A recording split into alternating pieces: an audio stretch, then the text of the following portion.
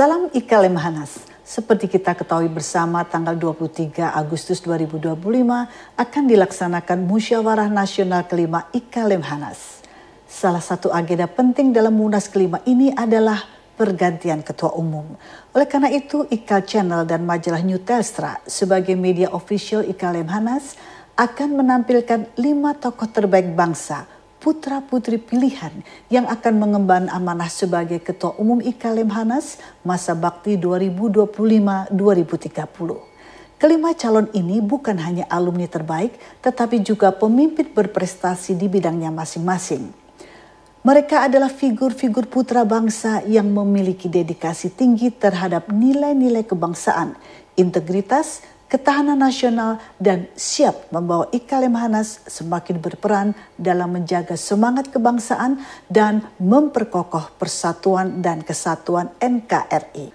Mereka adalah Jenderal TNI Purnawirawan Profesor Dr. Dudung Abdurrahman SEMM, Profesor Dr. Dersos Gumilar Rosliwa Somantri, Dr. Insinyur Mustafa Abu Bakar MSI, Profesor Insinyur Purnomo Yusgiantoro MSc MA PhD, dan Komjen Pol Purnawirawan DRS Togar M. Sianipar MSI.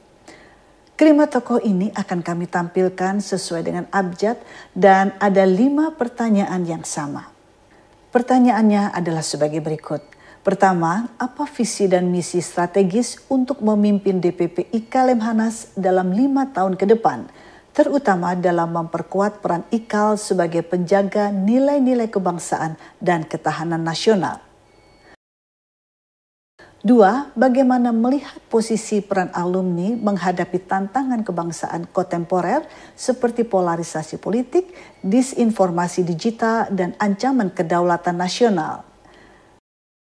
3. Apa strategi untuk memperkuat sinergi antara DPP IKAL dengan DPD IKAL di seluruh Indonesia, serta dengan lembaga-lembaga strategis negara agar program-program organisasi berdampak nyata? 4. Dalam era revolusi digital dan transformasi global, bagaimana cara mengaktualisasikan kontribusi pemikiran strategis para alumni Lemhanas agar tetap relevan dan responsif terhadap perubahan zaman? 5. Apa langkah konkret yang akan diambil untuk menjadikan IKAL sebagai organisasi modern, inklusif, adaptif, dan berkelanjutan, baik dalam tata kelola kaderisasi maupun pengembangan jenjang nasional dan internasional? Dan inilah 5 anggota terbaik IKA Lemhanas yang akan menyampaikan gagasan, visi, dan komitmen mereka terhadap masa depan IKAL yang lebih solid, lebih sinergis, dan lebih berkontribusi bagi Indonesia. Selamat mengikuti dan salam IKA Lemhanas.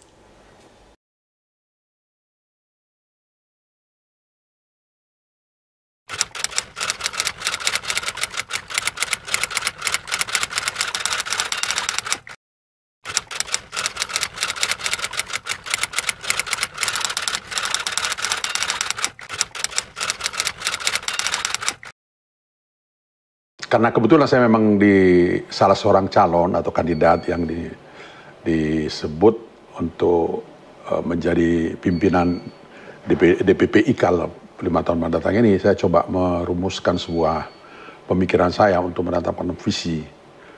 Visi IKAL ini adalah terwujudnya IKAL sebagai mitra strategis pemerintah yang mampu menjadi pilar penguatan ketahanan nasional dan juga sekaligus sebagai perkat nilai-nilai kebangsaan.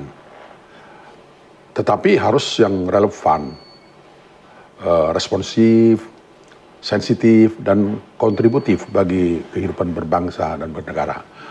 Oleh karena itu saya berkeinginan agar IKA Lemhanas ini bukan hanya sekedar sebagai forum alumni, tetapi betul-betul bisa bertransformasi menjadi think tank strategi bernegara berbangsa yang progresif tentunya ya, yang bisa mengawal konstitusi dasar negara, falsafah dasar negara, dan juga sekaligus mengawal integrasi nasional di tengah-tengah dinamika global.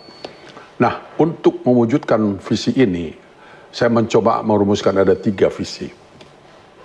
Yang pertama itu perkuatan IKA Lemhanas, ya, sebagai katalisator pemersatu bangsa. Kalau kita menyebutkan katalisator keutuhan bangsa, saya coba lebih ini, pemersatu bangsa yang bisa melakukan program edukasi publik. Nah, edukasi publik dan juga melakukan program kaderisasi pimpinan negarawan. Dan sekaligus juga harus mampu melakukan edukasi kebijakan-kebijakan strategis. Nah, misi yang kedua, saya ingin mengefektifkan atau mengaktifkan jejaring alumni Lemhanas ini untuk mampu merespons, bahkan juga mampu memberikan kontribusi positif bagi terwujudnya ketahanan pangan, ketahanan ekonomi, ketahanan air, ketahanan energi, dan juga sumber-sumber daya nasional lainnya. Misi yang ketiga, saya ingin untuk menjadikan IKA Lemhanas ini menjadi sebuah lembaga yang mampu menjadi mitra bagi pemerintah yang bisa memperluas dialog kebangsaan, ya, yang sampai ke akar rumput. Jadi bukan hanya dialog kebangsaan hanya pada level tataran elit, tapi sampai akar rumput dan juga responsif terhadap tantangan-tantangan geopolitik. Kira-kira begitu. Nah, dengan kondisi Lemhanas yang semakin kuat, makin kokoh nantinya, didukung oleh jejaring alumni yang semakin berkualitas, kita mengharapkan IKA Lemhanas ini harus mampu menjadi benteng ideologi dan juga sekaligus mampu menjadi laboratorium kebijakan strategis dan menjadi simpul penggerak terjadinya transformasi bernegara berbangsa yang lebih maju, lebih cepat berkembang, lebih berkualitas dan lebih berdaulat.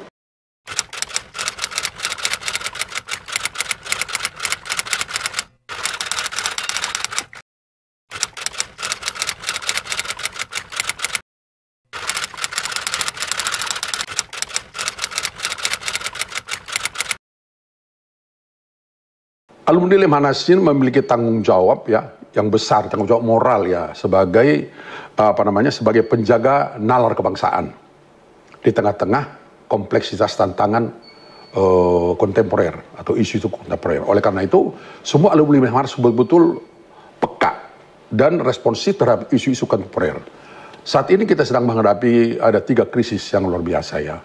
Krisis pangan, krisis energi, krisis air yang saling berkaitan. Itu disebut sebagai nexus.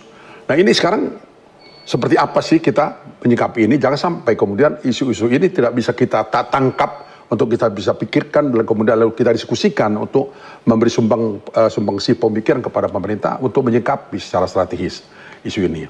Kemudian mengenai era polarisasi yang sedang berkembang saat ini ya, mungkin masih ada residu-residu ya akibat perhelatan politik, baik karena pilkada, pilpres maupun pemilihan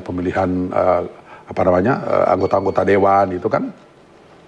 Maka IKA Lemhanas harus mampu menjadi penengah yang berintegritas, yang membawa narasi-narasi persatuan, bukan narasi-narasi perpecahan loh ya, dengan lebih mengedepankan kepentingan nasional daripada kepentingan sektoral, kepentingan golongan, apalagi kepentingan perorangan. Nah, untuk era disinformasi digital ya, disinformasi digital. Alumni Lemhanas harus mampu menjadi duta literasi strategis.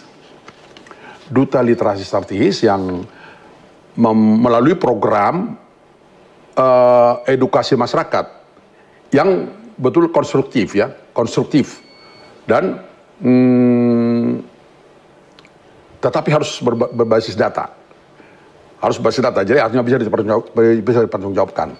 Kemudian yang kedua, bahwa alumni Lemhanas ini kan mempunyai bekal pendidikan ketahanan nasional.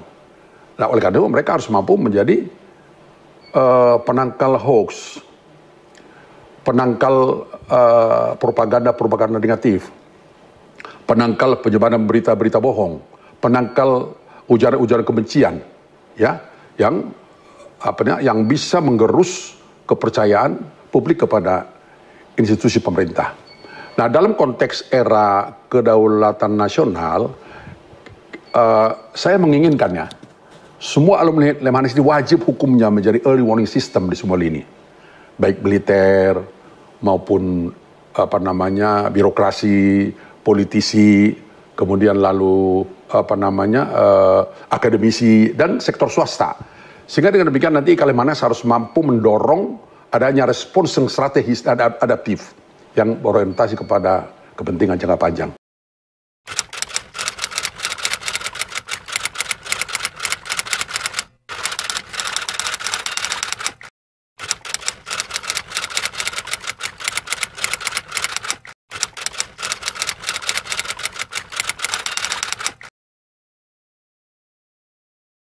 Jadi begini, saya coba ibaratkan dengan kehidupan berbangsa ya.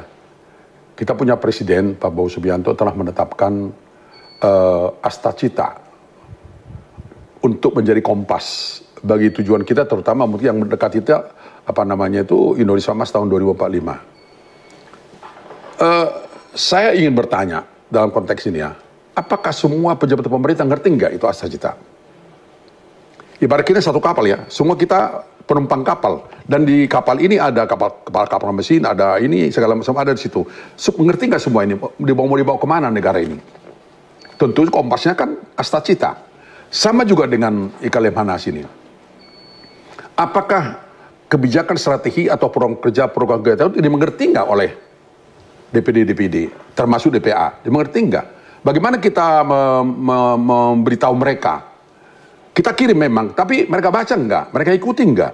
Ini jadi persoalan. Oleh karena itu, menurut saya sih perlu ada perkuatan komunikasi dua arah antara DPP dengan DPD, ya. Melalui apa? Melalui forum-forum koordinasi rutin. Itu yang pertama. Yang kedua, pikiran saya perlu ada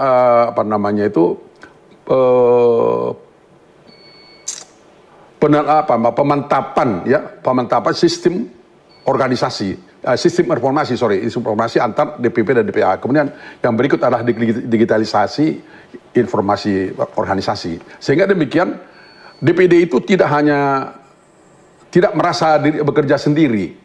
Semua apa yang dikerjakan oleh DPP harus tahu. Apa yang dipikirkan oleh DPD harus tahu, termasuk DPA. Ini. Jadi oleh karena itu kita perlu membangun ini agar terjadi sinergi antara DPP dengan DPD. Yang sinergi itu tentu yang berkelanjutan ya. Nah, yang bersifat horizontal ya, itu vertikal ya. Yang bersifat horizontal saya mau agar betul-betul DPP dan DPD ini membina hubungan komunikasi yang kolaboratif antara dengan instansi terkait. Baik itu dengan ABRI, dengan polisi, tentu saja ya, dengan semualah kelembagaan dan kementerian dan lembaga, termasuk juga bawahan-bawahannya di daerah itu. Sehingga dengan demikian, tentu saja Lemhanas akan menjadi partner yang luar biasa bagi mereka. Bukan hanya sekedar siapa sih? Saya teringat apa yang dikatakan oleh Uni Lubis ya, seorang wartawati senior yang pernah pada waktu kita mengadakan coffee morning di Panglima Polim. Sejauh mana sih Lemhanas didengar pendapatnya oleh pimpinan negara kita ini? Kan gitu. Jadi kita betul-betul harus bisa membuka kolaborasi yang yang efektif dengan seluruh instansi-instansi. Sehingga walaupun mungkin barangkali pendapat kita itu tidak dibaca, mohon maaf nih, tidak dibaca atau tidak dibaca oleh Pak pimpinan nasional atau presiden, tetapi dengan hubungan kita yang efektif dan kolaboratif, intens dengan instansi-instansi pemerintah itu kan bisa kita sampaikan pemikiran-pemikiran kita. Itu. Prinsipnya adalah bahwa IKAL itu harus bekerja menetapkan kebijakan dan strategi itu berdasarkan kebutuhan real, baik di pusat maupun di daerah. Kebutuhan real. Jadi jangan hanya sekedar kita membuat kebijakan strategi tapi tidak ada yang mengerti, termasuk apalagi DPD ya.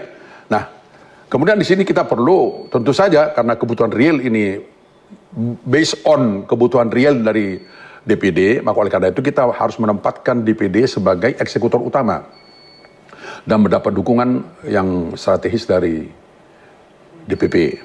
Nah, oleh karena itu, Mbak Ida, sinergi itu atau sinergitas itu tidak hanya sekedar jargon, tetapi betul-betul itu merupakan ekosistem kerjasama yang erat antara DPP dan DPD yang berorientasi untuk kepentingan jangka panjang.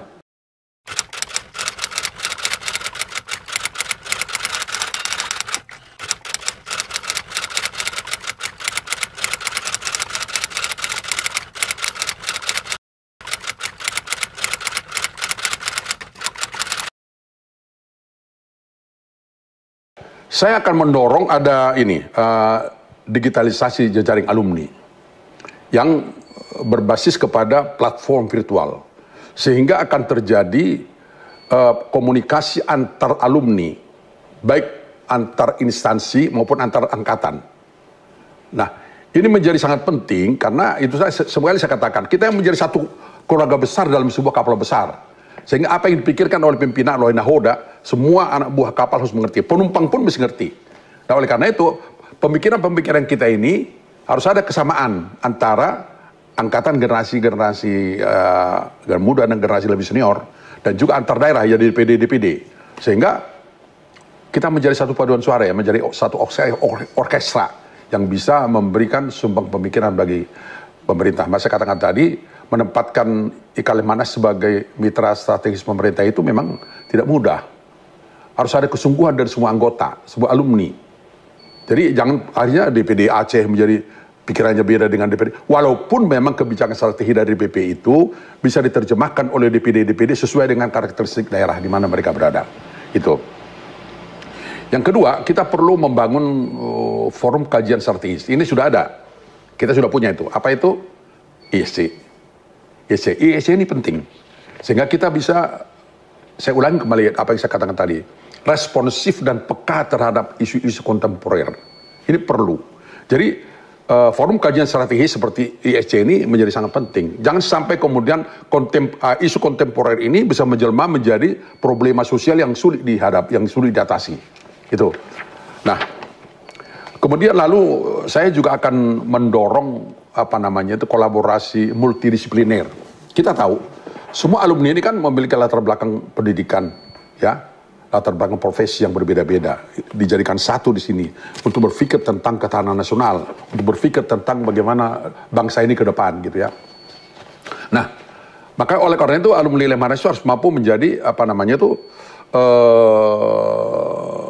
memberikan pemikirannya sesuai dengan latar belakang profesional mereka, seperti yang militer, gitu kan, terus politisi, akademisi, kemudian lalu apalagi birokrasi, dan juga termasuk sektor swasta, ya. Nah, kemudian nanti akhirnya untuk kemudian maksudnya itu agar IKLM Hanas ini mampu memberikan respon positif yang strategis bagi kepentingan bangsa dan negara ini. Kira-kira begitu menurut pendapat saya.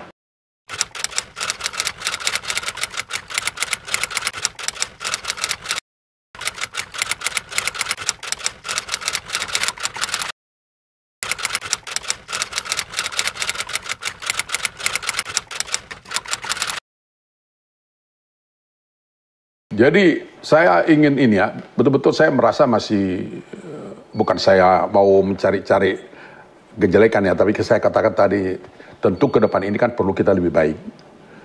Kalau kita ingin lebih baik, tentu kalau kita mau mengatakan bahwa ada sesuatu yang kurang, bukan berarti kita mengoreksi atau mencaci maki, bukan, ya, jangan salah itu. Jadi artinya tata kelola kita kan menurut hemat saya sih masih perlu diperbaiki, ya. Jadi untuk hal itu makanya saya perlu mendorong untuk terjadinya reformasi tata kelola organisasi, ya, melalui digitalisasi manajemen, melalui sistem keanggotaan yang berbasis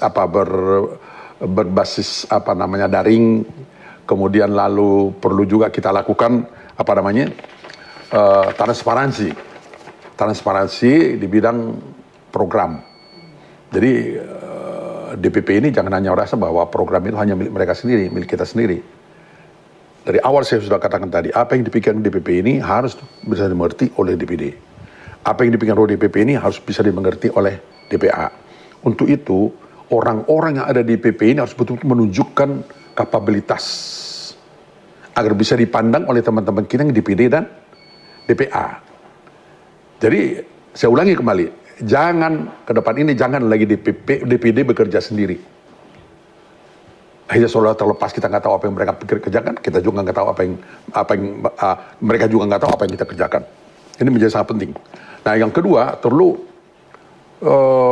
terjadinya kaderisasi kepemimpinan yang berkelanjutan. Saya sebut namanya itu dengan leadership incubation, dengan lebih memberikan peran kepada alumni generasi muda, tetapi tidak mengabaikan kearifan daripada alumni generasi senior. Nah, oleh karena itu, IKLM Hanasi harus menjadi sebuah rumah besar bagi seluruh alumni yang mendorong peran positif dari seluruh alumni. Yang penting itu adalah bagi kepentingan bangsa dan negara di semua lini, militer, birokrasi, akademisi, politisi, dan sektor swasta, serta melibatkan profesional muda.